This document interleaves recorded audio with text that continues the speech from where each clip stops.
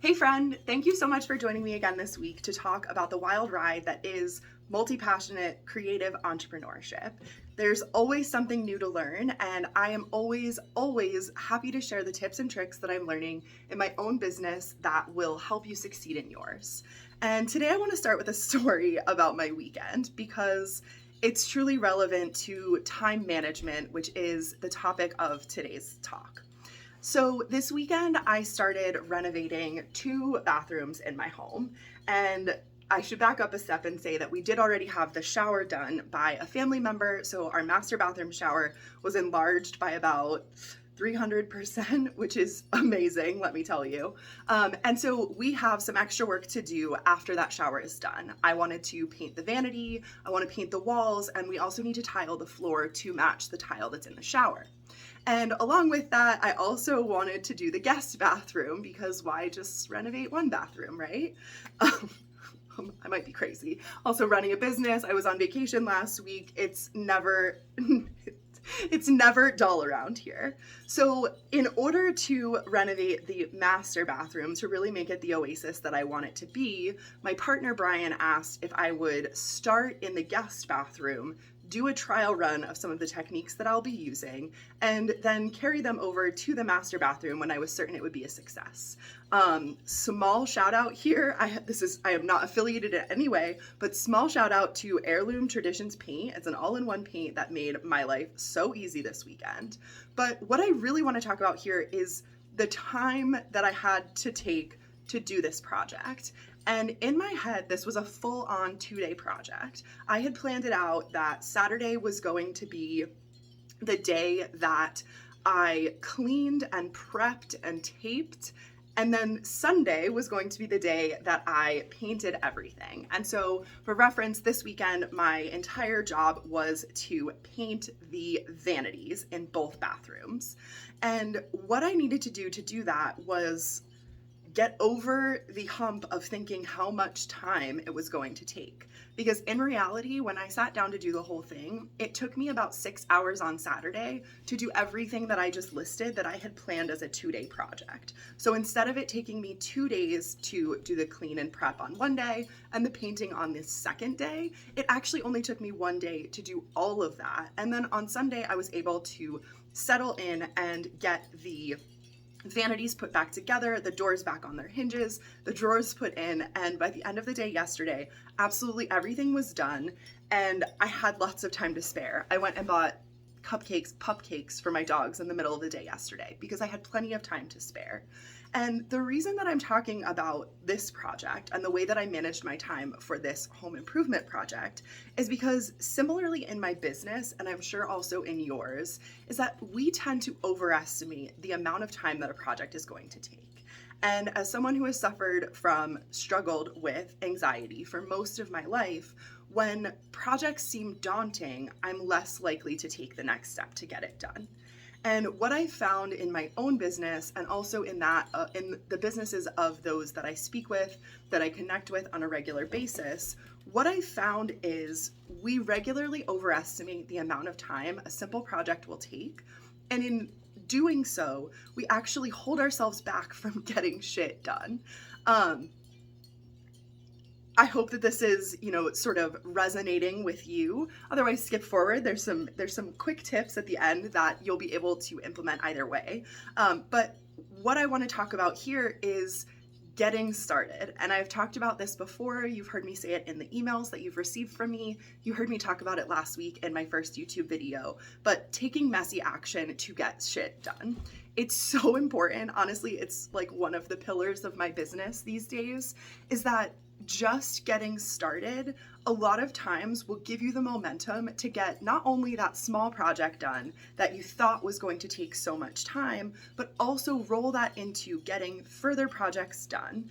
And you can do this without the stress that comes with overestimating your time.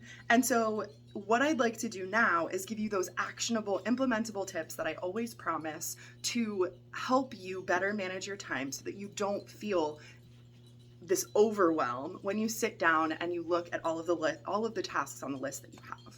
So the first thing that I want to mention is that generally speaking, what I know of entrepreneurs like me is that we tend to overload the beginning of our weeks without thinking about the fact that we have 5 whole days in a week to get our work done. And what I mean by this is that if you look at my task list for any given week, my Mondays look like the list is this long. But as you get down to Tuesday and Wednesday and Thursday and Friday, I don't always have a lot planned. And so for me, this means that on Sundays, I start to feel anxious. I start to think about all of the things that I haven't done yet, all of the things that are left over from last week, all of the things that I have to get done tomorrow, and it makes me feel nervous and unhappy about starting my day on Monday. And when I sit down on Monday, a lot of the time I feel overwhelmed with the amount of tasks that I have to do. And what I'd like to push you to do, if this is resonating with you, is make sure that you're spreading your tasks out throughout the week in a way that really makes sense for you and your business. So if Mondays tend to be a difficult day for you, make that a day where you focus on your own business and leave client work to Tuesday, Wednesday, Thursday, and spread your tasks out in such a way that you're not overloading any one particular day that makes you feel stressed out about sitting down to work that day. And this includes making sure that you're estimating the correct amount of time. Again, back to what we talked about at the beginning. Try to estimate the correct amount of time that any given task will take, and then place it appropriately in your calendar for the week so that you are spending the amount of time that you want to on any given day. So my work week, it's usually like 6 hours a day, Monday through Thursday, and Fridays are sort of a free-for-all, catching up on what hasn't been done and also reconnecting with some of my people and just kind of taking an easy day. It's usually like a 3 or 4 hour day. And so looking at my own schedule, if my Monday looks like it's going to take me 10 hours, I know that I have screwed something up and that I really need to move those tasks around so that I get those 6 hours on Tuesday, Wednesday, Thursday, as opposed to getting to Thursday and realizing that I don't have anything left to do. And I stressed myself out for 3 whole days getting everything done when I didn't really need to do that.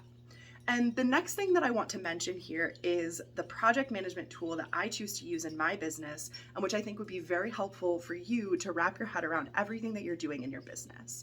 So I use Asana as my project management tool, and I use the free version of Asana because I use Asana for the most part as a running task list. So I don't use some of the more robust features. I don't need the dependencies and the goal setting and the larger features that the paid Asana version would have. I just like to have a running task list that I can look down and see, okay, Monday I've got to do these things, Tuesday I have to do these things, Wednesday, Thursday. And again, going back to spreading your tasks out. If I sit down to Asana on Monday and I see that I have 82 tasks to do, but Thursday has nothing, which, little hint, that is exactly what my calendar looks like today, I will spread those tasks around so that Thursday looks a little bit busier and Monday is an easier day for me. Now, I did just come back from vacation, which means I have a few more things to be catching up on, but that doesn't mean that I need to stress myself out, and it doesn't mean that I need to overwhelm myself with the tasks that I'm working on. So back to Asana, if you are not currently using a project management tool in your business, I highly recommend moving off of those paper lists. I know it can be nice to write things down and check things off. It's very visceral. But what I found is Asana actually gives me that little dopamine hit that I get when I check something off a list. I get the same thing from Asana. There's even like fun little graphics. They'll give you a unicorn, like woohoo, if you do enough tasks in a day. So they really tried to take the enjoyment of checking tasks off a list and turn that into a digital version that you can carry around with you so that you're not carrying around 16 journals and 8 notepads and 7 pens just to keep your business running anytime that you're not in your home office. So if you take anything away from this talk today, it's that you don't have to do everything on Monday. God bless it. Mondays are always stressful days, and I think as a society, we have just come to accept that Mondays are overwhelming, but I want to break that. I want to say that no day in your business has to be overwhelming, and you get to choose how to spend your time in your business so that you find the success that you're looking for.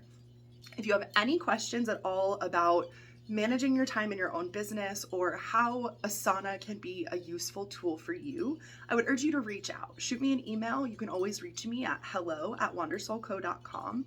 You're going to reach me directly. I don't have anyone else monitoring that inbox currently, so you will get an answer directly from me about whatever you are wondering about. And I'd love to be that person who can support you and be your sounding board so that you can find your own success. I can't wait to talk to you again. I'll be back next Wednesday with a few more tips and tricks that you can take and implement in your business as soon as you're ready. Have a great day.